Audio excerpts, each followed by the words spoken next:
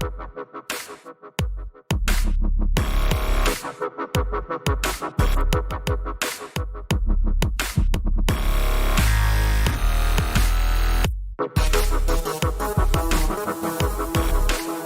by the sound of violence. I know we want this to be fun, right? I know we want this to be like, oh man, Conor McGregor's back. You know, I know you want it to feel like 2016 when he's fighting Jose Aldo. Or was it 2015 when he fought Jose Aldo? It's so long. I don't know. But it's not. Life's changed. Conor's changed. Conor McGregor has changed. He is not that person anymore. It was 2015. He is not the man that knocked out Jose Aldo. He says as much. And how could he be? It doesn't mean he gets a pass on anything. Absolutely not. It also means that he shouldn't be falsely accused. No one should be. We don't know the answers to these questions. They are worth thinking about and asking and exploring. And we continue to do that.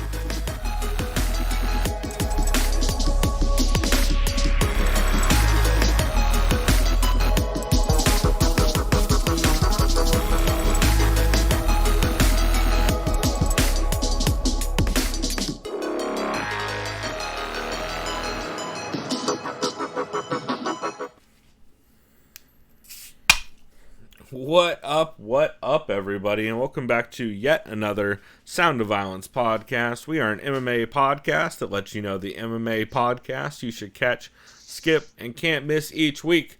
We are back off of our big award show, so welcome to any new listeners that are with us. And like I said, I'm Pulver, and I'm here yet again with my co-host, Chris Madaffer. What up, dude? Yo, and that's right. We are a meta podcast in the sense that we're about other podcasts. That's right. As well as previews. Yeah, we do it all, Chris. We do it all. And you know what? Occasionally we do boxing. Sometimes, if we can. Not so much. A little bit well, here and there. We'll give it a little mention from time to time. Yeah, exactly. Well, we will go ahead and we're going to get into format here in a second. This will be much less chaotic, hopefully, than the award show, which was pure chaos for a number of reasons. Fucking Chris saw a little bit of the background on how chaotic. It was much cleaner in the audio version.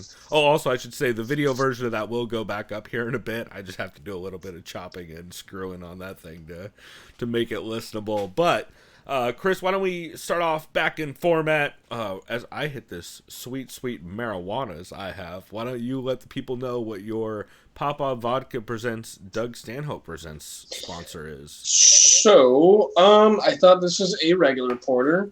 I was very wrong. This is Are you saying it's an irregular porter? It's irregular in that my judgment was not regular in how I decided to buy this beer. Shadow of a Doubt Imperial Porter, aka Double Porter, from Russian River Brewing Company, whom you might better know as the guys who do Pliny. That's right. Or what is it? Happy Hops. And what else is there? Consecration. Iron Pig. Supplication. Yep. Iron Pig. Yep. This beer, very fucking good, but also 9.6% alcohol by volume. I am on an empty stomach, so there's a recipe for that. I was going to say it rhymes with disaster, but I just gave it away. I don't know what rhymes with disaster. So, plaster, whatever. It doesn't matter. I think I'll be okay. We'll find out shortly, but this beer is really good. So during the break, I'm definitely going to eat because after that, I'm going from I think this is like a 20 ounce. Yeah, I believe they do 20. This is 1 point. Okay, this is a 17.25 ounce. Yeah. After this, I got a 22 ounce of another double because I'm a fucking crazy person. So we'll find out what that is later, and it has to do with Valhalla, but that's besides the point. What the fuck? That's 22 ouncer. Anyway, I guess I'll find out the rest of you. I'll just say it has to do with Norse mythology. That's all I'll say. Anyways, what are you drinking on, dude? Even though I can totally see you. Norse mythology. Now I'm trying to think. I keep going back to Old Rasputin, but it's definitely not Old Rasputin because it's not even Norse at all. But I'm trying to think about what beers anyway. I am drinking El Segundo's Citra, Ooh. which is fucking just a tasty beer. They're making them evidently in 6-packs now, which I'm all on board for. But El Segundo Brewing up in Shocker, El Segundo, is super good. They make great, like, super clean hoppy beers. Okay. Nice, man.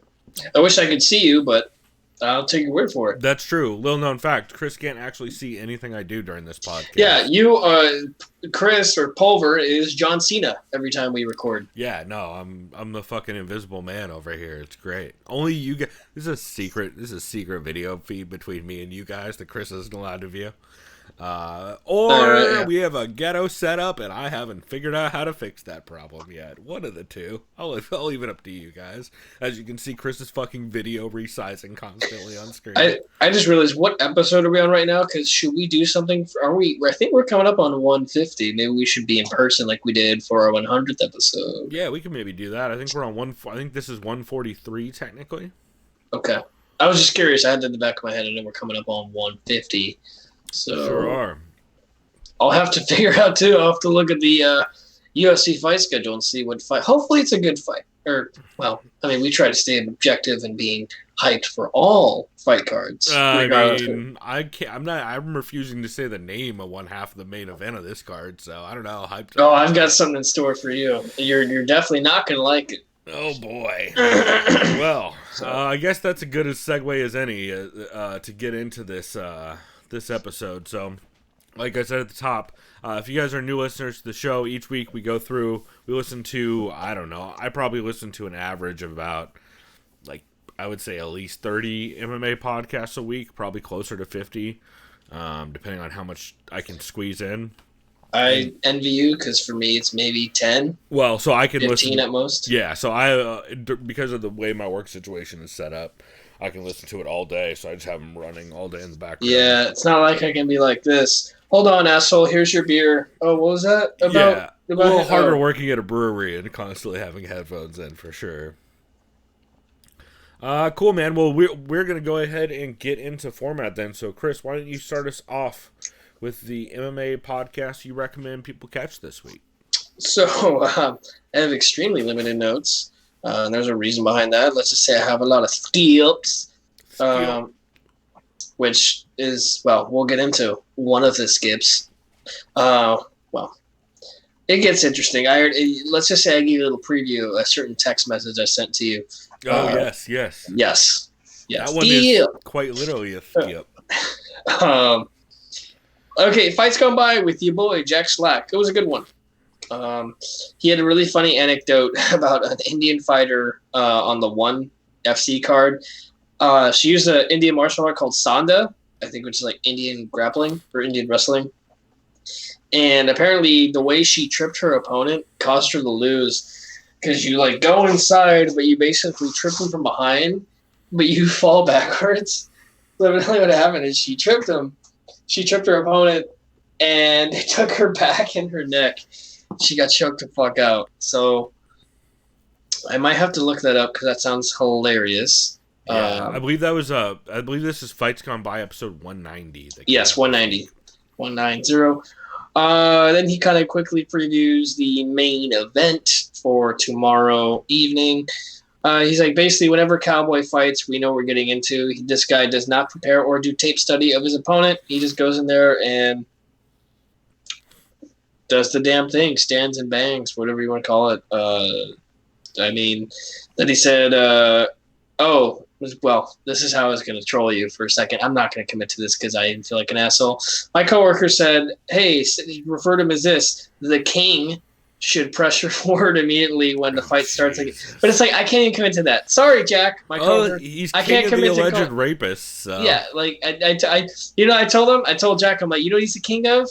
Cases. Yeah.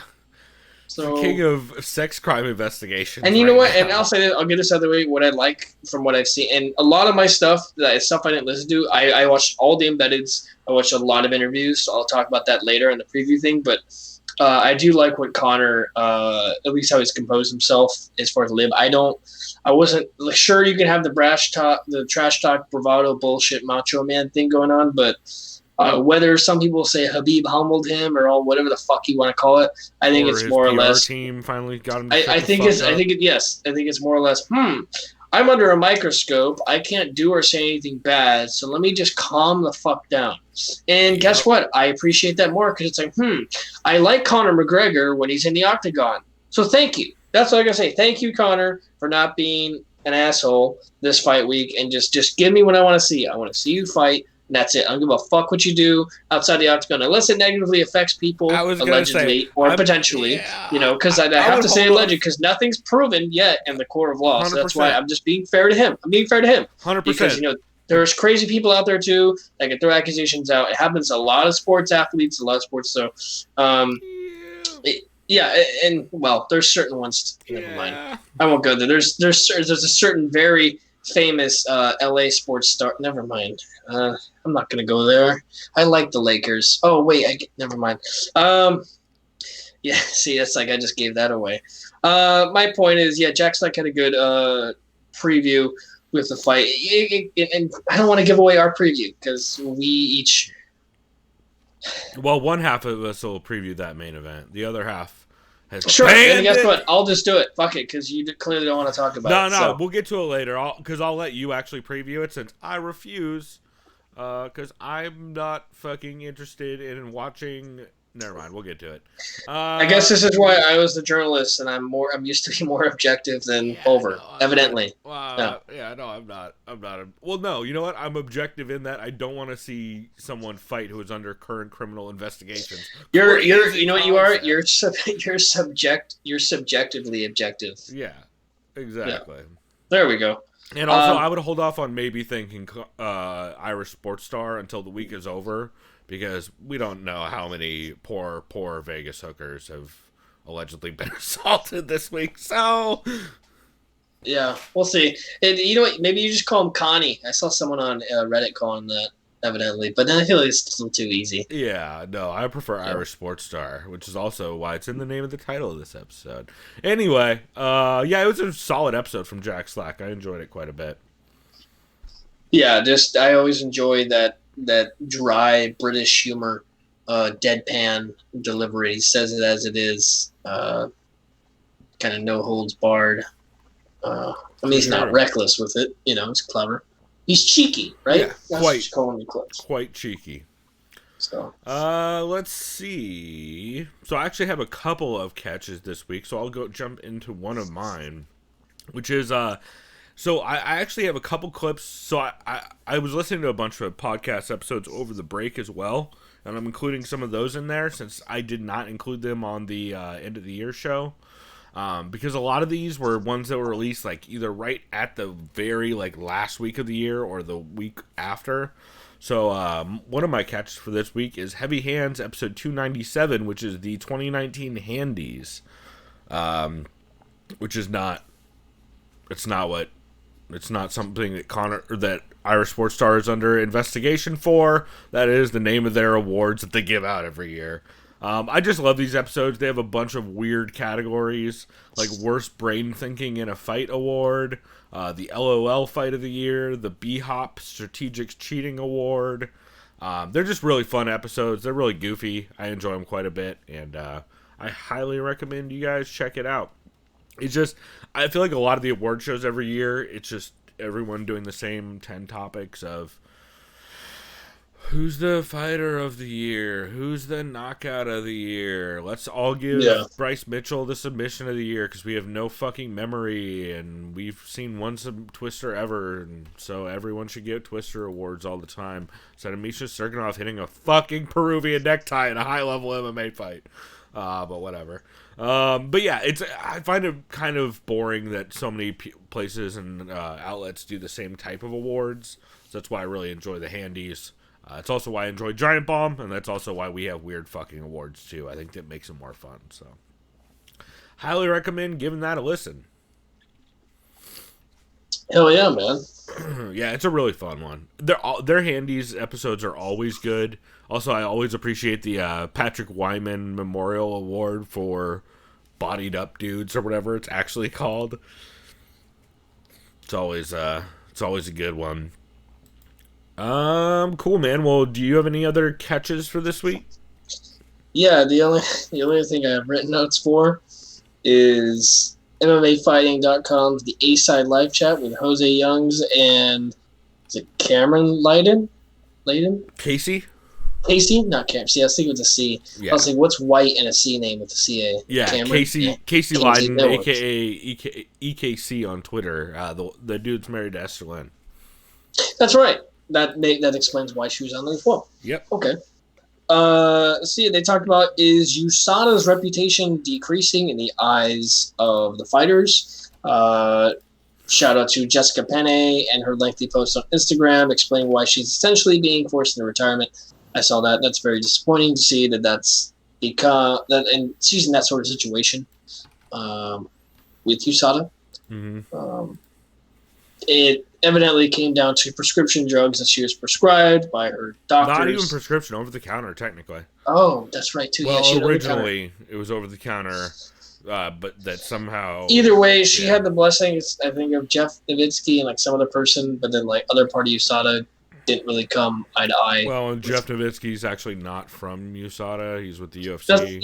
Isn't he an independent guy? With this, well, he was formerly with USADA. Now he works for the UFC as the athlete relations or something weird and vague and sketchy.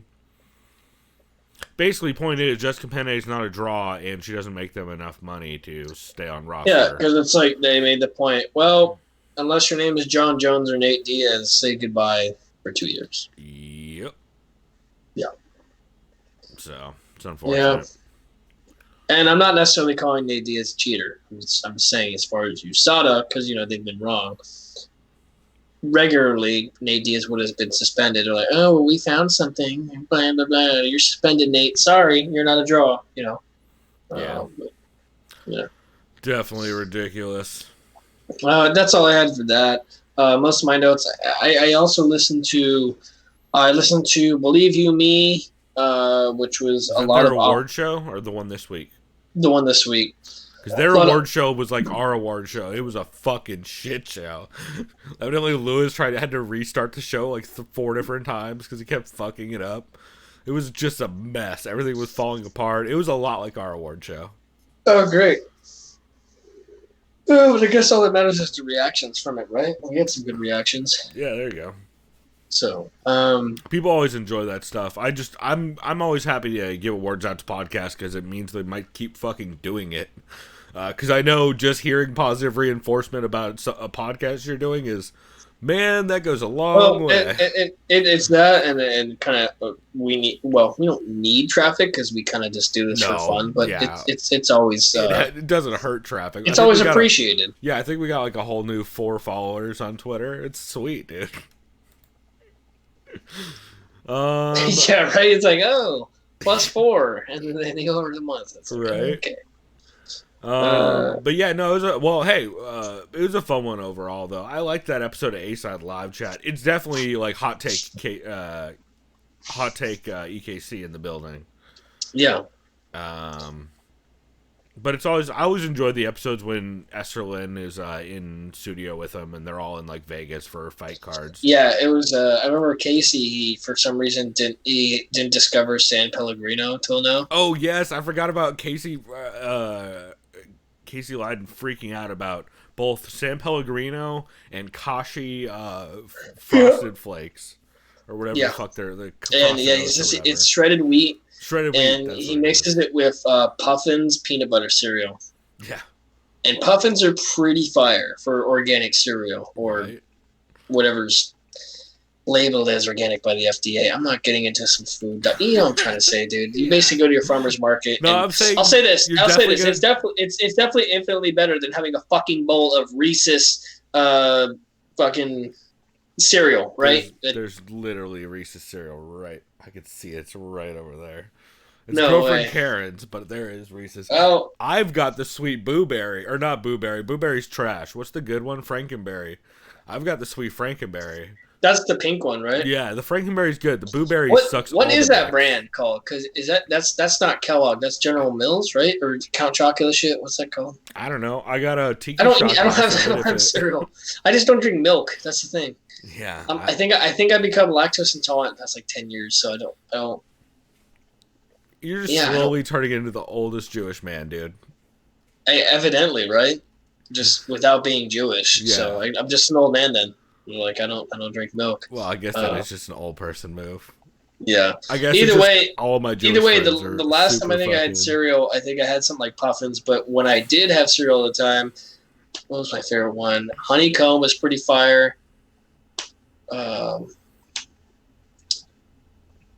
I can't think right now, dude. I brain. believe to spin this back into the actual show episode. I believe Jose Youngs is a big Honeycomb episode or a big Yes. Honeycomb fan as well.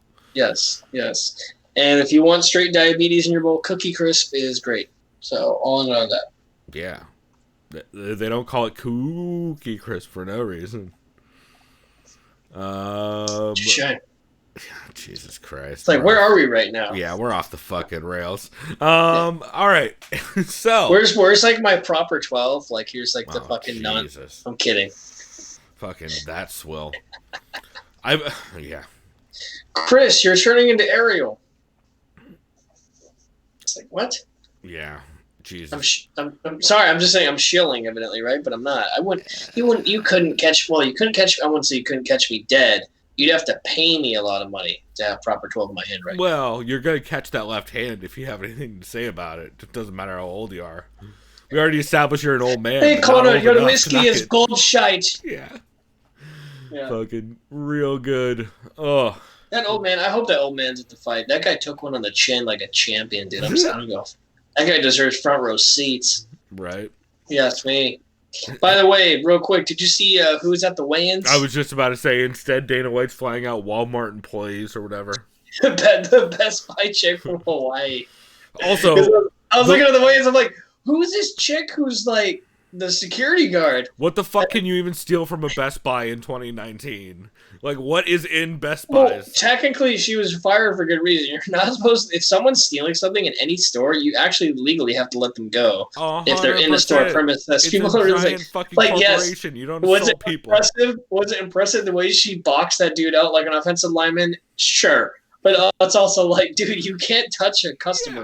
No. Regardless of, you just let them steal it. And you're like, okay, all right, 911. Yeah, we literally have a description of the guy. Well, That's also, his fucking car. there's literally a fund to pay for theft. That's what that is there for. Yeah, it's called insurance, too. Yeah. Jesus Christ. As someone who has allegedly acquired 30 packs under the age of 21, I'll tell you, it's sometimes people get all fucking feisty and want to Just tackle call a it motherfucker. the trailer park boy system, where you just go into a deli and you steal a bunch of meat, but you put them inside Christmas gift boxes and wrap them in wrapping paper, and the people are very confused. And then you just walk out saying you're donating to charity. There you go. They'll never know. But I guess you have to watch that show to understand that reference. So Sure. Yeah, no, that sounds like a hella Trailer Park Boys thing. yeah. Oh, well, on that note, actually, great segue from Trailer Park Boys. Another catch I had this week was MMA Depressed Us Holiday Edition. Holy shit, dude! They did what I was actually planning on. Remember how we had talked a little bit. We kind of got busy, so we didn't have a chance to. We had talked about doing a movie commentary. Yeah. Well, I wanting to do a movie commentary together for the movie D-Day, starring Chuck Liddell and Randy Couture. That sounds real good. Yeah. Well, guess what? The MMA Depressed Us did a commentary for it over the holiday, and oh boy, is it a bad movie. Yeah, I would hope so. That's the point. But the best part about it is the main actor in it is Nick Cage's son. Oh, And wow. it gets better. Phil also drinks throughout this episode, which automatically I'm a big fan of. But also Phil makes a drinking game that every time anyone says "hoo-ah," you gotta take a drink. But also they start referring to Nicolas Cage's overweight son as Thickolas Cage, and That's I pretty about good. did a fucking spit take. It's great. If you guys have ever listened to a Goofy movie commentary, like I believe MST3K is like the Mystery Science Theater 3000 is like the go-to reference for that kind of thing. I know How Did This Get Made has a whole podcast that's done that. We've done a bunch of them. Dune and Geo Watch Stuff is an old show that used to do it with a couple of buddies of mine that I think the episode I was on ended up getting released. I don't think that one was pulled down because of drug use. So, but yeah, it's a really good episode of MMA Depressed Us, and it's not their normal format. Normally they watch old fights and commentate over them. They actually did have some really good regular episodes over the break as well. But god damn it, D-Day with Chuck Liddell and Randy Couture, it's real good. I highly recommend it. Let's see, you got to the other catches you had, right? Yeah, that's it for me. All my other notes are going to be based on just memory and just recollection, really. Cool. And I have, like I was saying before, I'll talk about this later. I watched all the embeds. I watched a bunch of non-podcast format media for this card in particular. So I will, when relevant or applicable, I will go ahead and talk on that. Sweet. Well, let's see. I still actually had a couple of other catches. The first of which is Man in the Myth, which is the show on The Athletic hosted by Sean Al-Shadi and Chuck Mendenhall. They had Pete Carroll on, which, by the way, Pete Carroll, our MMA media guest of 2019 on podcasts, has been fucking murdering it this week on podcasts. He's been on fucking everybody's shows as far as I can tell. Everybody from, of course, Sean Sheehan with Severe MMA. He's done stuff with Man in the Myth. He's done stuff with MMA Fighting Guys. He's been on everything this week as far as I can tell, and I'm a fan of it every time. I think Pete's great. But it's a really interesting episode of the Man in the Myth with Pete, where they basically get in depth on all of the kind of complicated feelings in Ireland about Conor, or about the Irish sports star, and kind of their relationship with him and how it's kind of evolved and changed over the years, and how a lot of people actually really turned on him after the hitting the old dude in the pub thing. Which is weird that's the thing that everyone was like, oh, now dude's a problem, when he's fucking assaulting hella people for all kinds of other things. And then you hit an old dude, though, at a bar in Ireland, and that's the one that they get mad at. I mean, every king has their detractor critic, right? Jesus, I'm fucking with you. I can't even commit to that. This is the worst. I giving your reaction. Did Henry Cejudo write this bit into you? Because it's fucking right up his terrible alley. Speaking of which, did you see the unfortunate news of that motherfucker? Which unfortunate news? That he's fighting Jose Aldo. Did that get announced? Basically, yeah. It's gonna be like in May. That's a fucking farce. Yeah. What a fucking joke. I don't know if it's because Dana never gave Aldo his rematch he should have had with Conor, or what.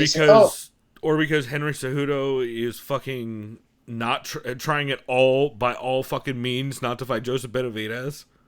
That, or maybe Piotr Jan, or really any contender at any division. It's just like, I saw that. Like, I like Jose Aldo a lot, and yeah, his fight against Moraes was very close. I kind of scored it a draw, but remember, people don't like calling draws. I get it; they're afraid. Well, and it does nothing. It's a draw, B. Yeah, right, for sure. Yeah, but yeah, that got announced preliminary. I'm still upset about it. Never mind. God damn it. Yeah, that's unfortunate.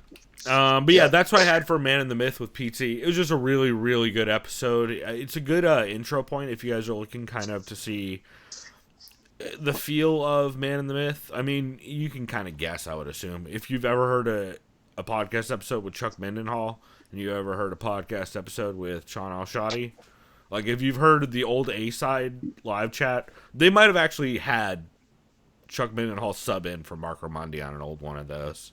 Now that I think about it, I'm pretty sure they did. So you might have actually basically heard the Man of the Myth before, but it's a really solid episode, and Pete is really good on this one. So I definitely recommend it. Then I had one last catch, which honestly, this could be a can't miss for me. It could be a can't miss. My can't miss category is already too stacked, so I'm putting it as a catch, but it's right on the edge there. And that's Gross Point Blank, Connor versus Cowboy preview, which you guys heard on the intro, the clip from. This is a solo up with Josh Gross, where he essentially just talks about kind of the media's job around Connor versus Cowboy and how just kind of the lead up has been handled by both the media and by the promotion. He talks a lot about why it's important not to separate Connor from his actions just because he has a fight coming up, or I should say, well, in that case, I'll use his name. They also talk a lot about the presser and how it's important to ask those kinds of fucking pressing questions, especially since the reporter at the presser who asked about the assault, the sexual assault. So you watched the presser clearly, right? Like I watched that portion. That's all I saw. Yeah, I watched the whole thing. There's a guy. It's a fair question. He's as a journalist. A guy. I would hope. By the way, that guy is a journalist from Canada who works for the New York Times, the outlet who reported the sexual assault. So yeah, I watched it and I was like, I get it. People want to boo, and Dana's like, "All right, next question," shit like that. And fucking Cowboy did the same shit with his 200. Yeah, Cowboy's like, "Hey, we're here to talk about us just fighting. Don't talk about that shit." It's like, I get it, but it's still a fucking question. You either literally can just answer saying no comment or next question, which they basically did. But that's they were how journalism works. That's an option. I don't know why they were offended by it. That's what bothered me. It's like, it's a fucking question. You don't have to answer it. You just go next question or no comment. Yeah. That's it. And that's it. You don't have to say, "Hey, why would you do that?" It's just like, come on, man. Well, and like, what the fuck do you think Tyson was asked and shit? And I'm not trying to use Mike Tyson as an example because kind of the most apt example, though. But like I'm saying, in combat sports, allegations, blah blah blah blah. Like, it's appropriate.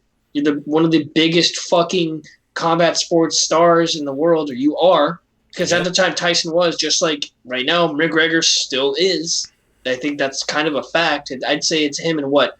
Well, I guess combat sports. I guess you got to bring in boxing, but whatever. But in MMA, you know what I mean. Even then, McGregor is still up there. He's got a whole fucking country behind him. So, like, if you think about it, if you look at all of combat sports, including boxing, who's number one? Canelo? I don't even know who the number one.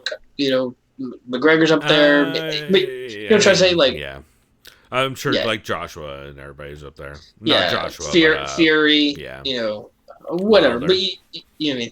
By the way, I can't wait for that fucking fight. And I'm going to talk about I don't give a fuck. When that fight is on February 22nd, we are talking about that. I don't give a fuck. So, because I am hyped, dude. And I don't know if you saw that press conference or interview.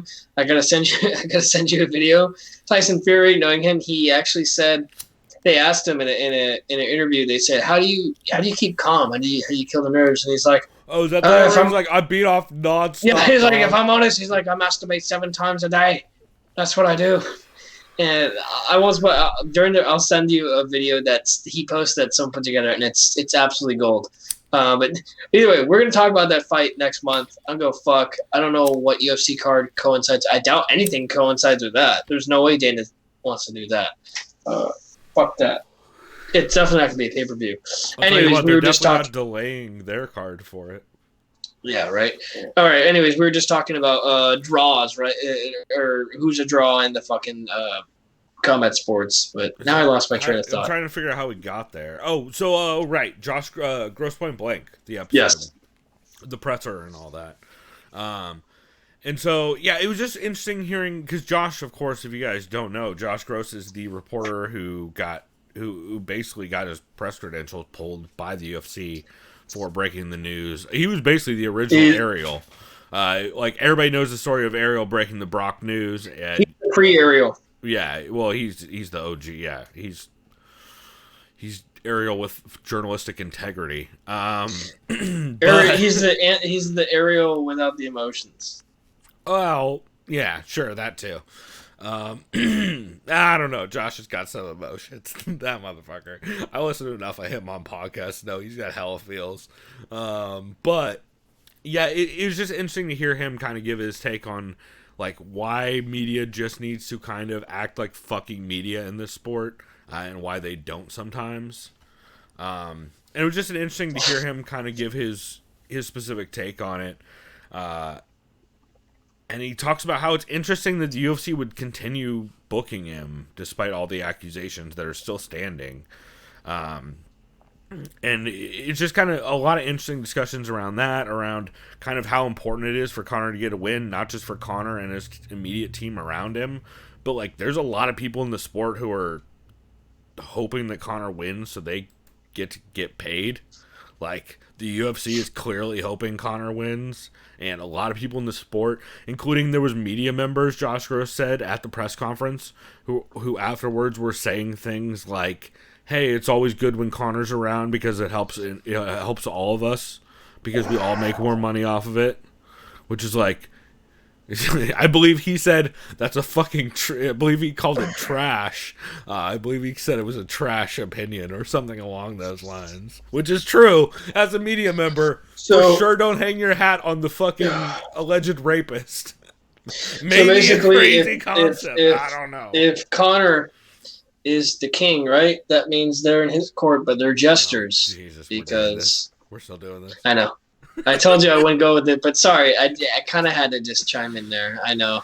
I probably should stop trolling you, but this is on the behest of my coworker who wanted me to do this to you. But really I can't good. even. It's really good. I appreciate it because otherwise I'm just gonna fucking start spiraling like you just. I'm sorry. It makes it kind of fun because like I don't necessarily agree with even what I'm saying, but in that context, they are the court jesters in the king's court. Those guys who go, "Oh, it's better for him to blah blah blah," and it's like, well.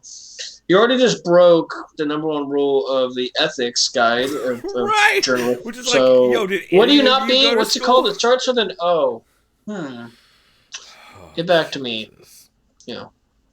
Has any of them ever? That's like me going like this. Say I get a gig covering, say fuck it, baseball, right? Say I go to a Padres game and say I'm a local freelance reporter or whatever, and I go. And, I'm being objective. Say I'm reporting and I'm interviewing a superstar for the Padres, Fernando Tatis Jr.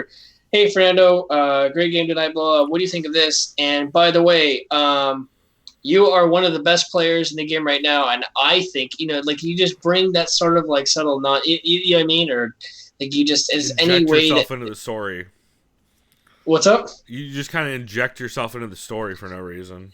Yeah, you just it's not breaking character because there is no character. There should never be a character for that. Because some people, well, okay. Now they say that there are some characters, but there are some people that can still be objective. A person who has a fake name because they're such a character.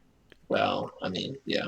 So, but you know the point I'm trying to get across. It's just like, is your point that we cover? Good on Josh. Carnival? Good on Josh Gross for kind of bringing that to light, Well, and for just having fucking journalistic integrity and being consistent about it. Yes, is it better for the sport that McGregor is there? Better in the sense of what? More media attention? Yes. Like he brings the eyes. He is the A side of mixed martial arts. I think you can't dispute that. The only other person really that is the A side besides him, honestly, is Khabib.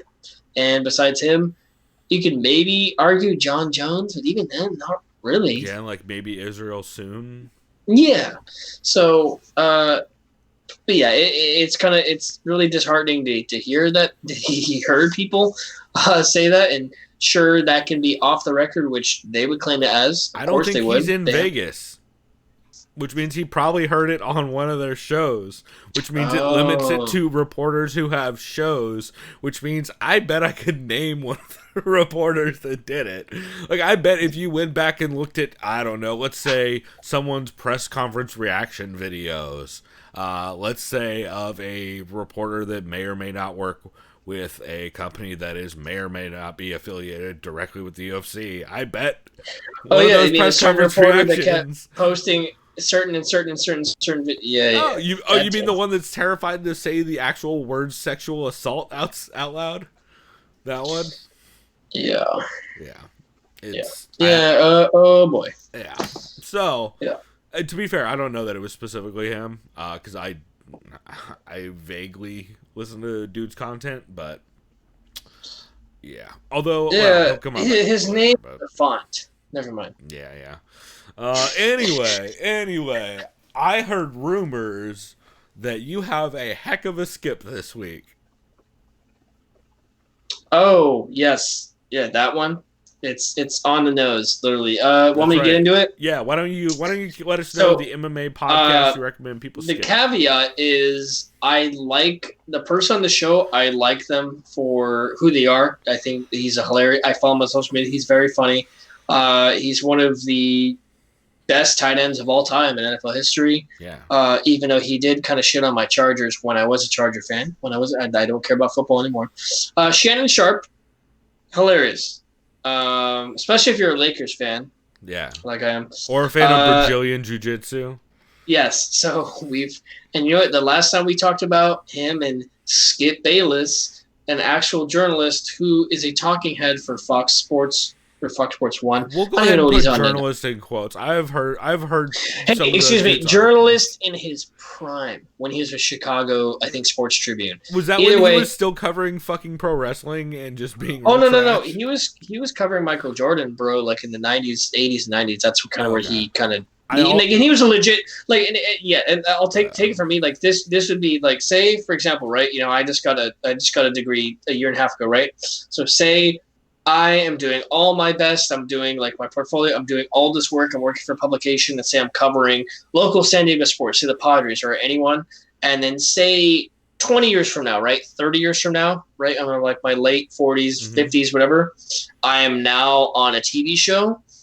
I don't really have the option of being myself as a journalist. No, you have to be a hot take shit machine. Yeah, and guess what? I guarantee you I can pull that off. I could definitely be in any fucking character. I can do that. So I have nothing against Skip Bayless. Like I know that thing. It's so lazy. And I like it's funny to shit on them because I'm shitting on their characters. Right. So the point I'm getting at is I listened to today Shannon Sharp and Skip Bayless's preview.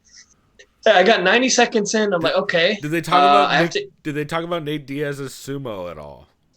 No, he didn't say sumo this time. From what I can remember, my quotes I sent to you is the Skip Bayless was sort of like, he's like, Shannon, do you realize Cowboy has been wanting to fight McGregor for 10 years? Wait, so how old is Conor McGregor? Yeah, I was going to say. He's what, 30? 31? Then, right? He's like 21. No, he's younger than I am. I think he's a year younger No. than I am. Let's see. Let's look at that. Conor McGregor's age. I would guess right now he's about 30. I think he's 31. Or 30. Conor McGregor. Yeah, he's 31. 31, yeah. So, okay, he's a year older than me, basically. He's 1 year older than you. So, yeah. Okay, McGregor, yeah, sure, he is 21. Was he watching Cowboy fight? I'm sure. Did he want to fight him then? We don't know. I've never heard that. So enlighten me, Skip. Yeah. 10 years ago, Conor McGregor was getting armbarred by Joe Duffy. My favorite thing is when Shannon, I like Shannon, he's like, because Conor, he might want to fight Jose Masvidal. And I'm like, oh no. Jose Masvidal is really good. So that's all I gotta say about that. Like, and we always talk about our skill. This is literally our skill. Yeah, they brought it upon themselves. And this doesn't even make sense because it's not even a podcast. It's a show. So there was that. I listened to. Shouts out though to non-skips. Probably the only. So this is not a skip. This is not a skip. So this is just in. Okay. But it's not a podcast. I guess it's off mention. A lot of my stuff is, ironically or unironically, I guess. Or no, it's just ironic. Most of my stuff this week is non-podcast related because it's more the media was available outside the podcast, I guess. Okay. I guess I didn't go out of the way to not listen to podcasts, but I kind of figured, well, most of these podcasts are just going to get into the fight and they're going to say this is going to happen versus that and why. 100%. And that's why I kind of went out. Yeah. And I'm being honest, and this is why I kind of went, well, let me look at all the personal interviews with each fighter, with Cowboy and McGregor, and let me look at what other outlets have to say. And I'm being honest, this is how I approached it, and I know it kind of fucks up our show's format. I like it because I was kind of going outside. Yeah, you honestly didn't. A lot of this week's shows, I mean, how many different times can you hear people say the phrases, I think Conor either wins this early or Cowboy wins it late? Yes, and even fucking Cowboy said that. He said that in the press conference. Cowboy was literally like this. He's like, all right. He's like, he didn't say fuck you, but he's like, shame on you for asking that. He's like, either I'm not going to go ahead and try to submit this guy within the first 2 rounds. That's what you expect me to do, or you expect me to knock me out, right? You know, is that what you're trying to fucking ask me? And I remember he called someone out for that because they asked that same bullshit. And you know, it's a fight.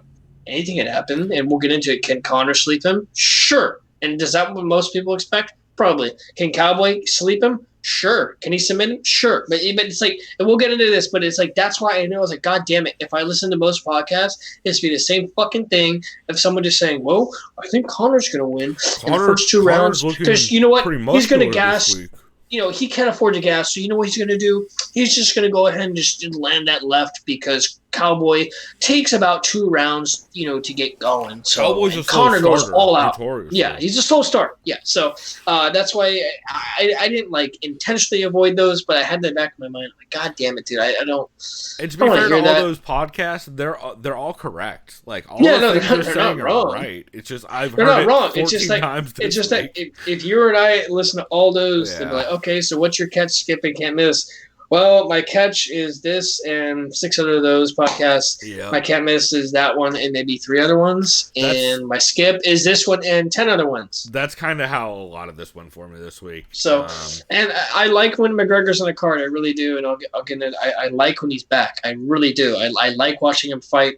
And I'm very excited for this card. But I guess I'll save most of my energy for our previous segment, but either way, but we'll keep going through this. So it's what makes it interesting. So definitely, yeah. All right, so for my skip, it's just gonna be very brief. I really liked a good portion of this episode. This is Menace and the Man, episode 61, with Vicente Luque called in. Vicente Luque, born and raised, I believe, or born and partially raised in New Jersey, which I didn't know, and then moved to Brazil when he was a kid.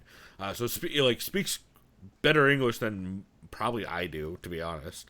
But yeah, really interesting dude. I've heard from him before. I believe they've had him on the show before as well. Pretty positive. It was a good interview. He talks a lot about living and training in Brazil and his upcoming fight against, I forget who he's booked against right now.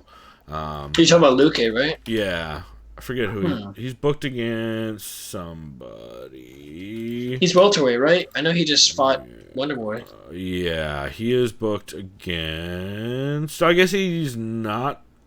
Topology doesn't have anything after Stephen Thompson, but I could have sworn he had something booked. Anyway, or I guess he's still trying to get something booked, is what he said on the episode. But after you talk about Luca, I have a question for you regarding a certain South American fighter. But keep going. Sorry. Sure. So the main reason this is a skip for me is Dennis Bermudez, about 30 to 45 minutes into this episode, just is done. He worked a full day beforehand, and because he's works. I think he's I'm trying to remember what he actually does. He's a lineman, but I don't remember what linemen actually fucking do because I don't live in the Midwest. Like factory lineman? No, like lineman, like it's either I think it's an electrician. Okay. Something like that. Anyway, so Dennis works like for a union, does long fucking days. Yeah. And so he's exhausted, and evidently it sounded like he might have gotten a shitty text while he was on air. But he basically just completely checks out halfway through this episode and just like just checks the fuck out. It's just like barely answering questions and not talking. So Stan is having to like kind of push through. So that's why it's a skip for me, is just because Dennis checked out so hard in the middle of it. But it's still totally listenable. It's just I don't know. If Dennis doesn't give a shit about doing the podcast, it's hard for me to give a shit about listening to it. So, well, that's fair. Let's see. And then, did you have any can't miss episodes for this week? Fortunately not. So like I said, kind of yeah. explained. So I'll burn through mine real quick since I have. Yeah, no worries. I have like a billion, but they're all kind of just shelled under we gave out the award last week for the best MMA Patreon or MMA podcast Patreon to Severe MMA, and this week my can't miss is all of the fucking content Shawnee Podcast has put out in the last couple weeks. Jesus Christ. He did 2 full hour-plus long episodes on MMA judging with MMA judge Ben Cartledge. They talk all about judging kind of the way the rule system works, kind of the mindset going into cards, how it works with the athletic commissions, the meetings afterwards where they sit down and talk about decisions, all of that stuff. They go through certain positions, who's winning, who's not. All of this crazy stuff. It's one of the most in-depth and informative interviews you'll hear on judging, and it's a 2-parter. Also, at the end of it, Ben Cartledge talks about how he loves playing old video games and how he has a old video game YouTube channel, which is pretty dope, that I'm gonna have to check out.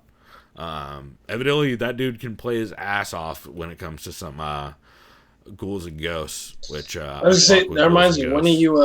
When you bringing back your video game channel on YouTube? I was gonna say your name also, but I want to expose you. That's what I was gonna say. I don't think I've touched that thing since we started this. So I think the last one you had was when you and I played each other in like UFC 2. Oh, I think that one's actually on our YouTube channel. I think we have that on there. Yeah. Okay.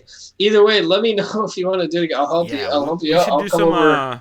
We'll do some session. Old video games, like some old MMA stuff. I believe there's a UFC game in like Nintendo, Super Nintendo era, if I remember right, or Pit Fighter. Am I thinking? So do you need like it? So I imagine to record it, you probably need like an emulator, right? Because I don't. I got some stuff. Because how would you? Things. So like theoretically, like since I have an N64 in my house. Oh yeah. How would you?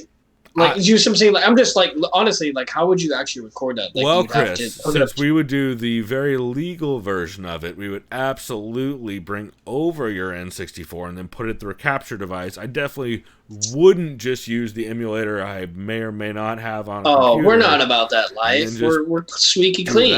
Clearly. Obviously.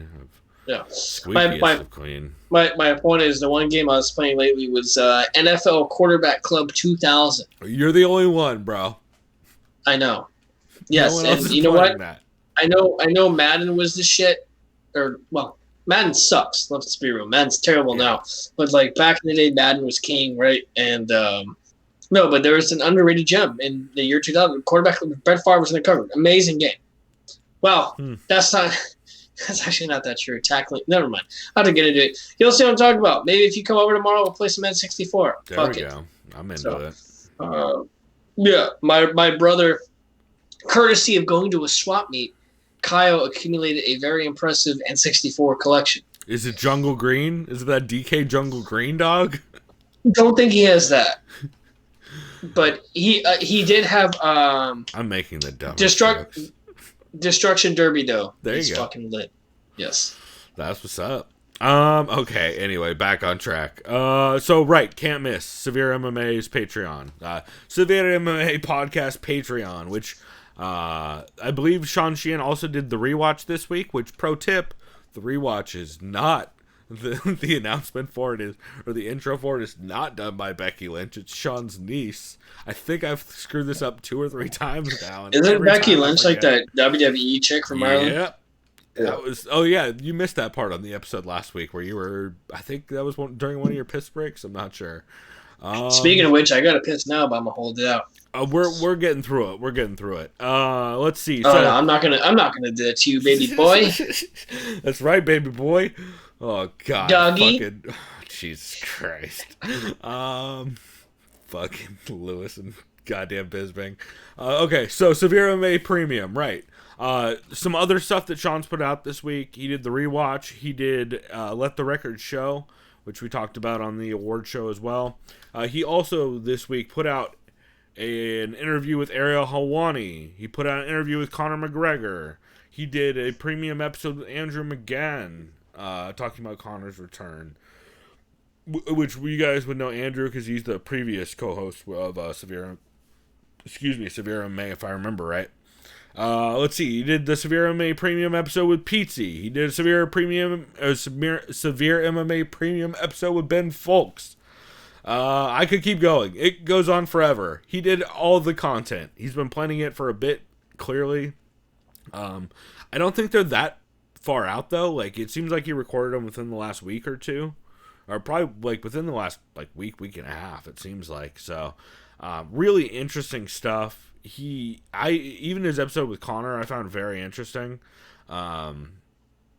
He like, Sean straight up asked him, like, hey, people are kind of saying that you have a lot of yes men around you, and that you like, you're not really, like, you're kind of getting to dictate all the parts of your camp, and people are just doing what you say.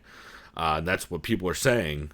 And Conor, of course, is not having any of that talk. But it was cool hearing Sean bring it up. And then Sean is like, oh, yeah, last question, da-da-da-da-da. And Conor answers. He goes, all right, I lied. One more question. Is Cowboy going to shoot immediately? I'm like, fucking, that is some classic Sean Sheehan right there. So I really enjoyed it. So is someone going to be called a cow bitch in this fight tomorrow? Oh, I see what you did there. I remember I saw that and someone might have been like, God damn it. It could be worse. I'm not going to say the worst version, but you can. Yeah, well, yeah, never mind. mind. Start calling him C-Boy. You know what I'm saying? Yeah. We'll leave it at that. We will. But, yeah, just overall, Sean Sheehan's been putting out some incredible content on the Severe MMA Patreon, and I can't recommend it highly enough. All the interviews are great. But especially some of the long sit-downs that he did, like the premium episode he did with Andrew, and the premium episode he did with, or the PT interview, which is a bit longer. I just find it fascinating. Plus the MMA judging stuff. I hope he does more on that with Ben Cartlidge, because I really, really enjoy it. So if you guys are not subscribed to Sean Sheehan and the Severe MMA Patreon, I don't know what you're doing, but you're not doing it right. So absolutely go check that out. Let's see. And did you have any new shows this week? Ooh, that's a good question. Fuck. Let me get back to that, because I think I listened. See, I didn't write this down like a smart person would. You think about it. Well, I mentioned briefly here. I listened to Off the Cuff episode 1, which, if the name sounds semi-familiar, that's because it's a shoot-off podcast of Between the Links. Off the Cuff is basically a similar kind of panel format show, but without the debate format. So it's for this episode, it was I believe it was hosted by Mike Heck again, I believe, but it was Craig Allen, Kyle Steele, and Drake Riggs, who I'm a big Drake Riggs fan. It was cool to hear him on there. I know he's done stuff. He's done interviews and stuff with guys like Jake Smith and people in the past. I'm a big fan of. But yeah, it's cool. It's a lot. It feels a lot like Between the Links, but without kind of that aggressive debate format, you know. Yeah. And yeah, no, to answer your question, I didn't have any new stuff I listened to. Not that at least I can recall. That works. So yeah, just some quick things that they talked about on this Off the Cuff episode. Talk a bit about Conor's interview with Ariel. Talk about comparisons. Excuse me. Talk about comparisons to the Ronda versus Amanda Nunes promotion. Kind of how all the lead up was just talking about Ronda, just like how in this fight all the lead up's mostly just talking about Conor. That's right. They talk about how the Grant Dawson versus Chaz Skelly fight dropped off this card, which is a bummer. And then they do a segment called Buy or Sell, where essentially the host just throws out a bunch of topics, and the panel either picks whether they want to buy that topic or sell that topic. So stuff like is Holly out of the promotion with a loss? Will boxing crossover fights happen in 2020? You want to see Carlos Condit come back? That kind of stuff. So I liked it quite a bit. Oh so Clarissa Shields, she's not fighting Menendez until next year because she'll want a year of grappling training, which 6 never months mind. brawl training, dog. She's got No, that. I think knowing her, she's only 24. She can play it safe. I mean, also She's got time. that the only reason Clarissa Shields wants that fight is because female MMA fighters actually make more money than boxers. That's why she's the only boxer that's talking about it. I heard someone talk about that actually. Yeah. The only thing is it'll be at catchweight, which is still fine. Like hashtag would watch. I want to see that fight. Yeah. Yes. I'll watch Amanda Nunes double leg the shit out of her and pound her out. Right. Yeah. It's not gonna be at all competitive, but it's gonna be hilarious. It's gonna look like fucking Randy Couture, James Toney. Couture and James Toney. Yeah, 100%. Let's see. So you said you had some other stuff you wanted to shout out? Yeah. Should I talk about Embedded? Sure. UFC you like Embedded this was Embedded, right? Yeah, it was solid. Let me guess. Did they get a haircut? No one got a haircut, What? which is interesting. I expected someone Conor to get a die? What haircut, but happened? he has like that slicked back hair bullshit going on. Like, either it looks like you're selling me cocaine or you're in the mob. So there's that. It really could be either with him. Either with him, yeah. Either way, he was a respectful gentleman, right? Sportsman in the Embeddeds, what he's doing. So you're saying he didn't rape anyone during the Embeddeds? No, he did not. He's actually very kind, very respectful. Well, that's good. Went about his way. Yeah, it's solid Embedded. A Cowboy, though, the ironic thing is like, I'm fighting for the blue-collared Americans. And it's like, well, Cowboy, I mean, about that. You were born into money. You've been rich your whole life. he's only making 200 and 200 for No, this fight, so he no. kinda I is know you. blue-collar. No. This motherfucker has rich grandparents. I don't want to get into it. And I'm not knocking against Cowboy. You could fight for whatever the fuck you want. That's fine. But it's a little bit of an oxymoron. So, sure, whatever you want to do, Cowboy. There's that.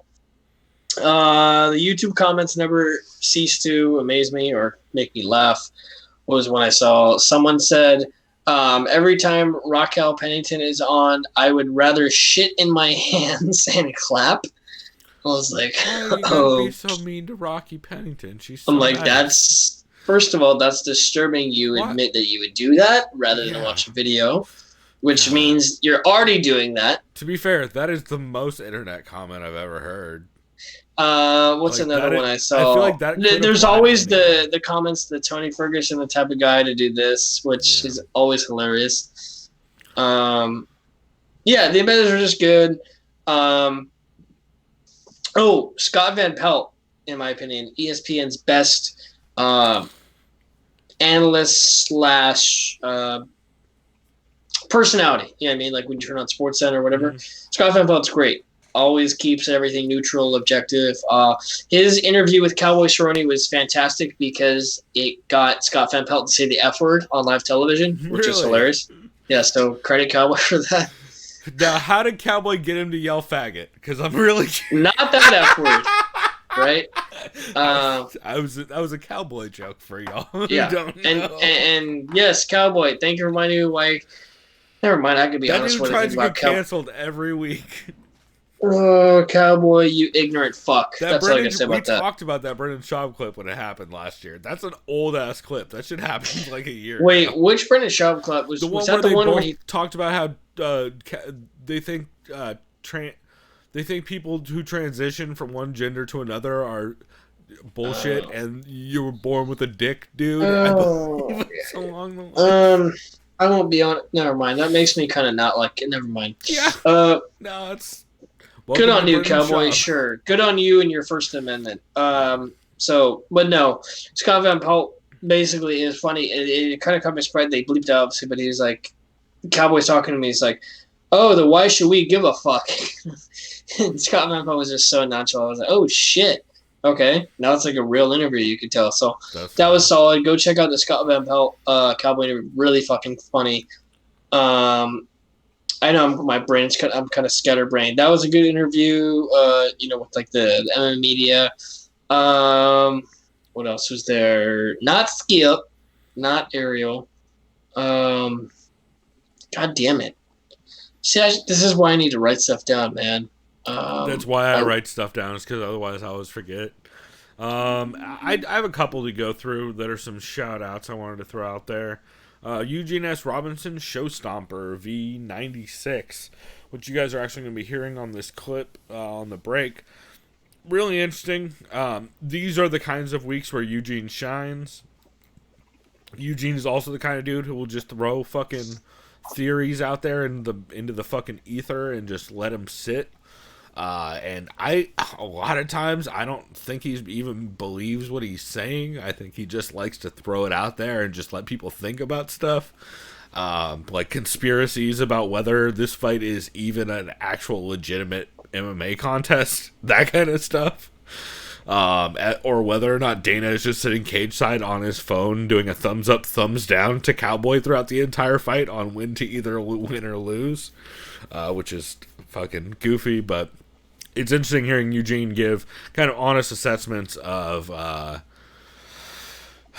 kind of just how we handle situations like this and how it's handled differently when it's convenient for the powers that be and that kind of stuff. So it's always interesting hearing Eugene's takes on that and to see how he's going to tie it back to Himmler and the Nazis, which he always does. Of course, because it always comes back to, right? I mean, it always does somehow.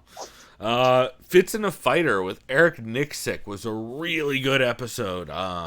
It came out over the break, but they talk about everything from Eric's original dad being a coke smuggler in Vegas and growing up around that.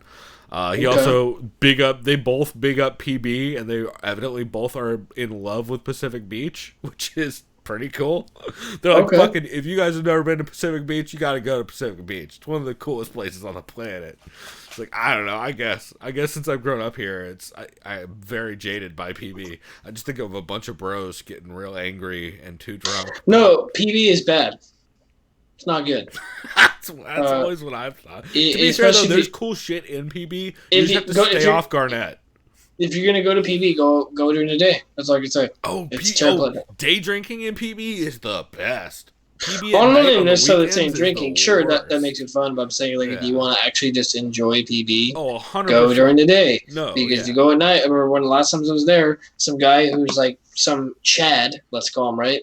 Who was probably like 6'4". I'm 5'6". Bro, you got a fucking problem with me, bitch? I was like, what? Excuse me? How big are you? It's a lot of that. Like, why? Like, first of all, you want to get like first-degree assault charges? Like, come on, dude. I'm tiny. Also, all the bouncers in PB will fuck everyone up because a lot of them are fighters. Yes, a lot of them. Like, I'm not saying they're looking for that smoke, but I know Bellator fighters who are who are bouncers in PB. Like, you gotta be real careful who you talk to. No! If I was a huge MMA fighter, I might as well be a bouncer. This dude's like, I think he's a bantamweight. Oh shit! Well, either way, you still actually that means that makes the good job because no one takes. She's like, oh wait, hey bud, you're short. I'm like, hey, I can whoop the shit. He's also just good at diffusing shit. So. Oh. Because that's, by the way, that's the secret to a good bouncer is you don't get into fights. Yeah, you don't get physical. Like, you're just good at, like, just backing someone down. That's right. Learn some lessons, Best Buy lady. Anyway. Shouts out to the Best Buy lady. Yeah, we're totally off the rails. But Fits in a Fighter with Eric Nixick was really good. I really recommend that. I always enjoy Fits in a Fighter with Brendan Fitzgerald. Trying not to sneeze. Well, actually... Fernando Prochas over the break did a really good episode with Dan Stupp called MMA Media Stuff, or MMA Media and Stuff, if I remember right. Where basically they just talk a lot about kind of the responsibilities of media and how media should handle things like the Conor McGregor assault accusations and addressing it during fight week, that kind of stuff. So it's really interesting just kind of hear their take on that and kind of hear how they all decided to handle it as an outlet for The Athletic. Also, Chad Dundas wrote a great article about that as well, which was really interesting. And I feel like they've honestly done, by far, the most responsible reporting around that stuff. In that, in every single one of their shows, every single one of them will always at least make it part of the conversation, because it is part of the conversation. And I appreciate that. I feel like that is some responsible ass journalism in a way that you don't get from really any other outlet. So I appreciate it. Eurobash episode 66 was real good. This is PT flying off the handle. Actually, PT they talk a lot about kind of Irish media and just Ireland in general falling out of love with Connor, and kind of how Connor, they even talk about how early on in the early days of Connor's rise, he was kind of like the identity of young Ireland during a big recession in the country. And you'd see like dudes, every time you went to the bar you'd see dudes in 3-piece suits and beards like they're Connor. And they talk about how nowadays you don't see any of that, and people are generally real negative about him. That reminds me too. I saw when I was watching the press conference, there's that one asshole he's actually Australian, which is ironic, and he's the Connor stan who dresses and acts like Connor. Like, really? I didn't know Robbie Fox was Australian. Well, besides him, it's the guy who literally has a fucking same haircut and beard. Remember that? And he was like interviewed, and he's like, yeah. I saw him like I was watching it. I'm like, oh, that asshole. Yeah. There he is. Yeah. Dude, it's not great. I'm like, how old are you? Never mind. It doesn't matter. Yeah. I mean, it does to some people, but I don't care. Yeah. You can No. cosplay, bro. Go for it. Yep. MMA stories with Monty Cox and Jeremy Horn. The Q&A episode they did on Between Rounds Patreon is really, really good. They tell a bunch of crazy drunk stories with guys like Dave Monet, Tony Frickland, Jens Pulver. They talk about how one time Boss and his team got banned by the not the TSA, because I don't know if it was the TSA back then, but he essentially was on a no-fly list because one time him and his team ran up and down the aisleway of a plane naked. So then he got banned from flying. Okay. They talk a lot about early contract negotiations with Zuffa and like some just crazy drinking stories. Tony Frickland almost shutting down an airport before. It's pretty wild episode. See, when you mentioned TSA, I saw someone on Reddit post. If you notice how shitty TSA is, it's because TSA agents are people that got fired from fast food chains. I'm like, oh my god, that makes so much sense. I mean, essentially, I won't say this on air, but I'll tell you a news headline I saw with TSA today. I'm not going to say it on air because it gets political, but it's pretty sad. So I'll say it off air. But yeah, TSA people, never mind. Yeah. Great segue. Between the Links, episode 35. Speaking of MMA media characters, they had the Schmo on. This was Craig Allen, Keith Schillen, and Davidson Baker, along with the Schmo were the panel. It was just a really solid episode. The Schmo was even actually remarkably solid. I guess I don't understand the Schmo's bit.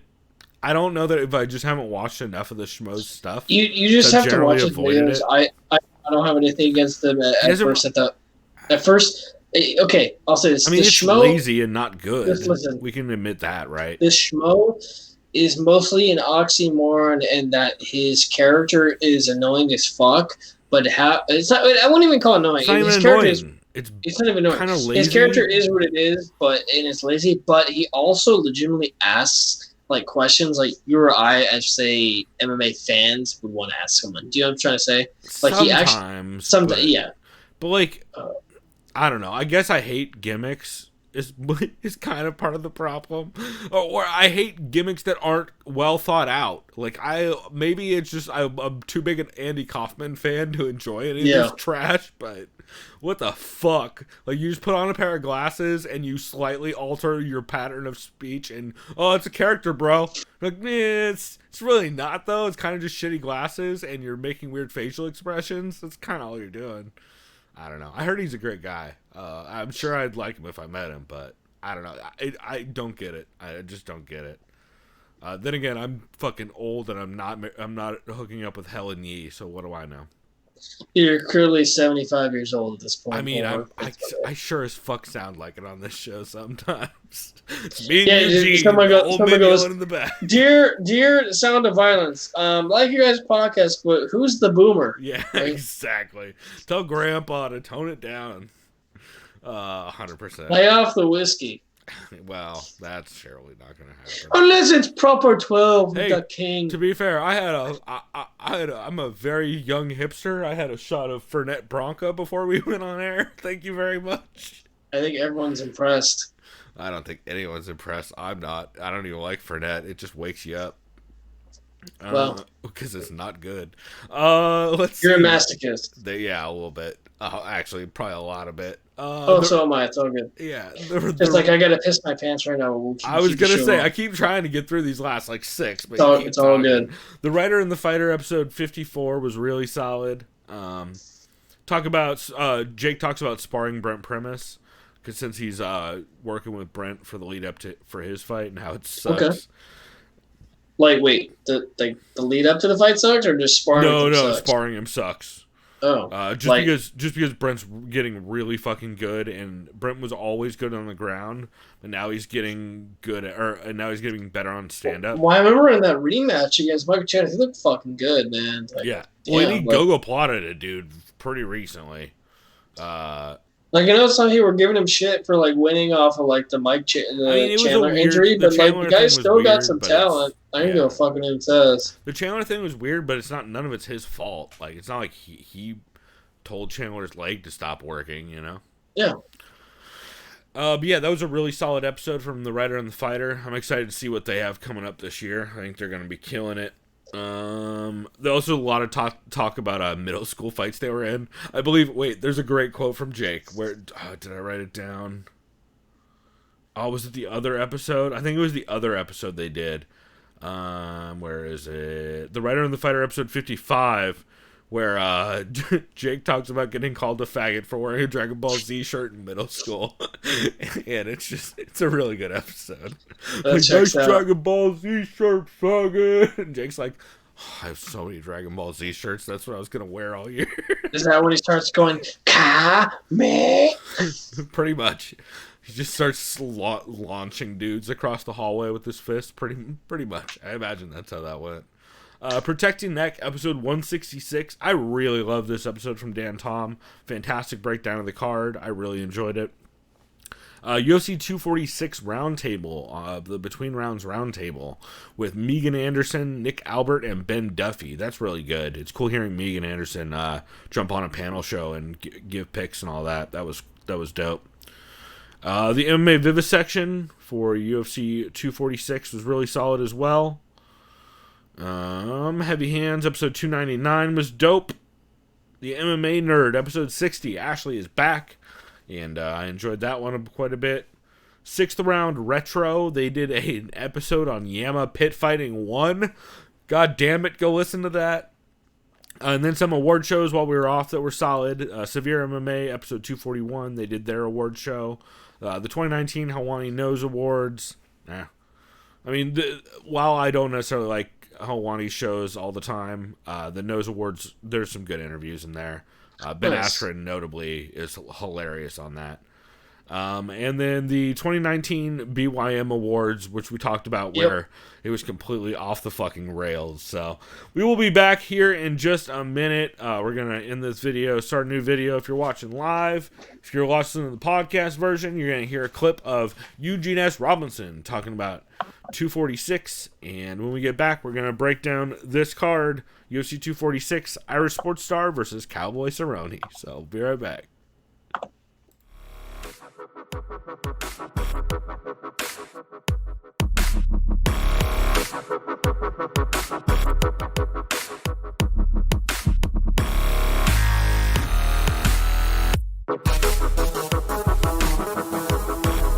Liked by the Sound of Violence. You know, other sports are delighted. They're beyond delighted because it's not them. How many offenders in other sports are like scooting by like limbo under the bar right now? Don't know. But the red light district of sports, combat sports, they're just glad to take it on the chin. That was the one thing that one selling point that the bald one had. Hey, we're not like boxing. We don't have a lot of ex-cons. No, we have a lot of active criminals.